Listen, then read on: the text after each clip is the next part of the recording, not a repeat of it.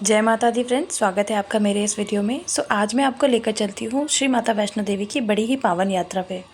सबसे पहले दिल्ली से ट्रेन लेकर हम पहुँच गए थे श्री माता वैष्णो देवी कटरा स्टेशन। यहाँ दिल्ली से बहुत सारी डायरेक्ट ट्रेन्स मिल जाती हैं आपको कटरा के लिए।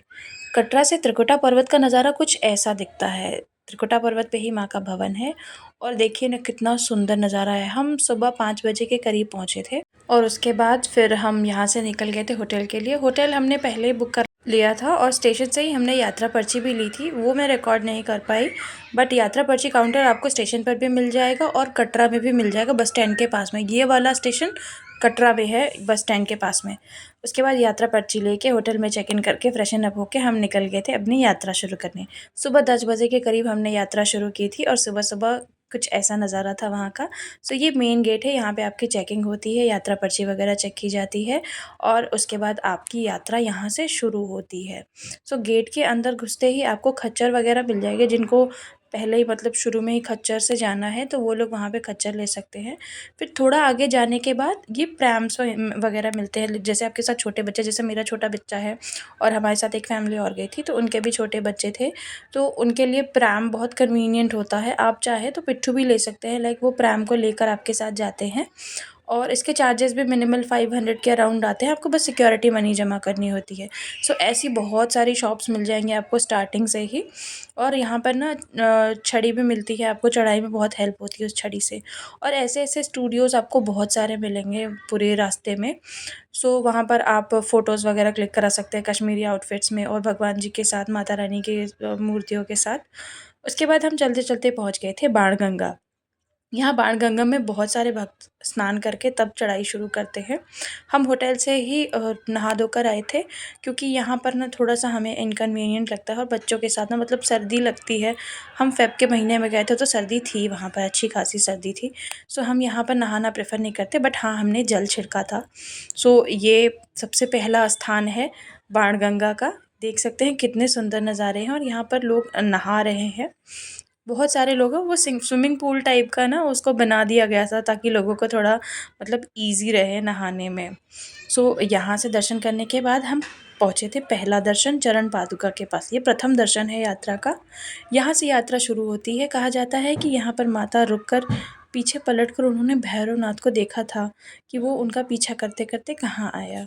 ये चरण पादुका है। उसके बाद चलते चलते हम ऑलमोस्ट आधे रास्ते पहुँच चुके थे। पहाड़ों पर ना थोड़ी थोड़ी बर्फ़ पड़ी हुई थी, लाइक जनवरी लास्ट में। आपको याद हो तो न्यूज़ भी आई थी कि वहाँ पे बहुत सालों बाद बर्फ़ पड़ी है माता वैष्णो देवी में। पहाड़ों पर ना काफ़ी सारी बर्फ़ दिखाई दे रही थी और ये रास्ता है माता रानी के भवन का। आप देख सकते हैं थोड़ी थोड़ी बर्फ़ यहाँ पहाड़ों पर दिख रही है।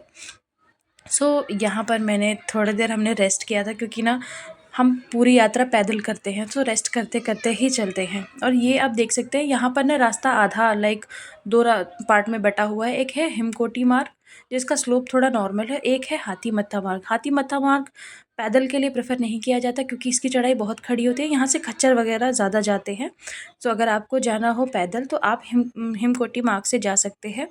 वो सीधे भवन पहुँचता है, वो अर्धकुमारी तक नहीं जाता। इसीलिए अगर आपको पहले अर्धकुमारी जाना है तो आपको हाथीमत्था से जाना पड़ेगा, अदरवाइज़ आप सीधा हेमकोटी मार्ग से जा सकते हैं। फिर हम भवन के पास पहुंच गए थे। भवन के पास ही रोपवे की सुविधा है। आपको भैरवनाथ के लिए रोपवे मिल जाता है। उसके बाद ये डिजिटल लॉकर से, पहले लॉकर्स के लिए लंबी लाइन लगानी होती थी, बट अब आप अपना सामान इन डिजिटल लॉकर्स में सबमिट कर सकते हैं। उसके बाद हम पहुंच गए थे माता रानी के भवन। देख सकते हैं कितना सुंदर माता रानी के भवन का नज़ारा है, क्योंकि हमें दर्शन करते करते रात हो गई थी। यहाँ पर हमने रात की रिकॉर्डिंग की है। बहुत ही सुंदर लगता है माता का भवन। उसके बाद हमने खा पी कर स्टार्ट की थी भैरवनाथ की चढ़ाई। वहाँ भी हम पैदल ही गए थे। जैसा कि मैंने कहा कि जनवरी लास्ट में यहाँ पे बर्फ़बारी हुई थी। अभी तक वो बर्फ़ जो भैरव घाटी पर थी वो पिघली नहीं थी पूरी तरह। यहाँ रास्ते में बीच बीच में ना बर्फ़ काफ़ी ज़्यादा थी और ये पिघल पिघल के ना पूरे रास्ते को गीला कर रहे थे। मतलब पूरे रास्ते पे पानी पानी सा ही लग रहा था, जैसे अभी बारिश हुई हो। थोड़ा ऊपर चढ़ने के बाद माता रानी का भवन कुछ ऐसा दिख रहा था। इतना सुंदर होता है ना कि पलट पलट के बार बार देखने को मन करता है। फिर भैरव घाटी की ये रिकॉर्डिंग है। वहाँ से ना बहुत ही सुंदर दिखता है माता रानी का भवन। हमने भैरवनाथ का दर्शन किया, थोड़ी देर वहाँ पर रेस्ट किया। ऑलमोस्ट 12-1 बज गए थे हमें भैरव जी के दर्शन करते करते। फिर दर्शन करने के बाद हमने थोड़ी देर वहाँ पर आराम किया, कुछ खाया पिया और फिर हम निकल गए थे वापस अपनी यात्रा को, मतलब वापस उतरने लगे थे हम।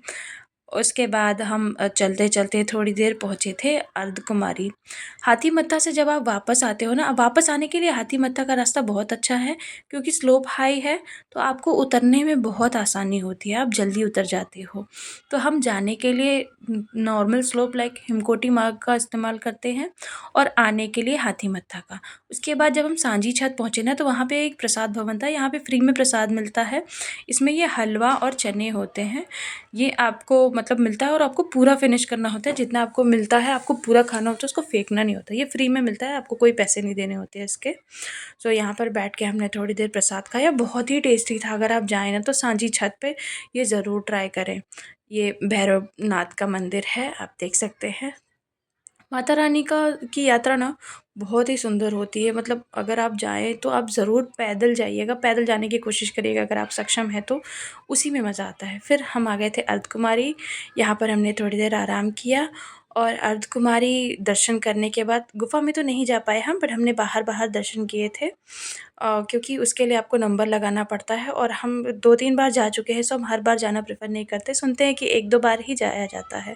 सो हमें तो यही पता है, आपकी क्या राय है ज़रूर बताइएगा। उसके बाद फिर हमने यहाँ पर थोड़ी देर आराम किया और हम निकल गए थे अपनी यात्रा कंप्लीट करने के लिए, वापस उतरने के लिए।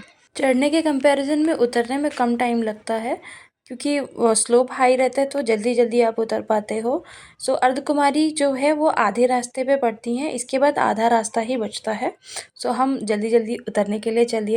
3 बजे के करीब हम नीचे उतर आए थे। सो ये हम थी हमारी यात्रा। आपको ये वीडियो कैसा लगा हमें ज़रूर बताइएगा। Thank you so much for watching.